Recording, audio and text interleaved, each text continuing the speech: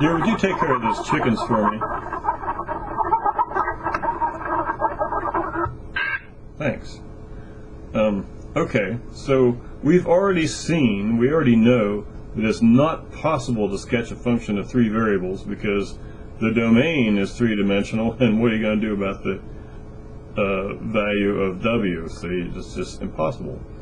But the gradient does give us, that's of course the three-dimensional gradient, which we really haven't discussed yet, but it does give us help in our understanding of such functions regarding where is it increasing the fastest, what direction is it increasing the fastest, what direction is it decreasing the fastest, what direction is it staying the same.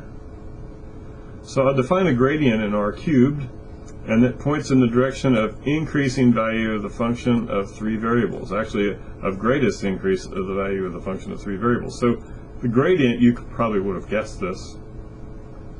For a three-variable function, if the partial derivatives of the function f of x, y, and z are defined at some point p in the three-dimensional domain of this function, then the gradient at p is the vector del f is df dx times I plus df dy times j plus df dz times k. You would have guessed that. That's the same as the formula for the gradient vector in two variables, except we have a little added bonus. We have a k part. So, by the way, these partial derivatives, this one, and this one, are evaluated at the point p.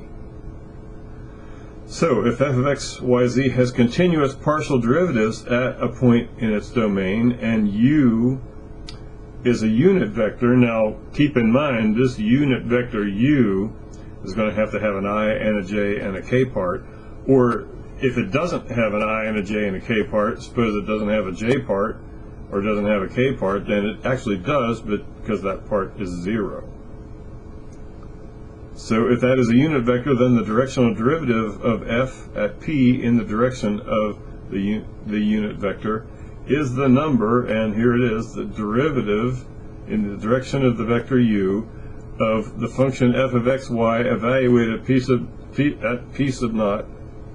0 is the dot product of this gradient vector at that point and the unit vector, whatever it may be. And all the properties given above for a two-dimensional situation are still going to hold. So we'll look at an application in the next video.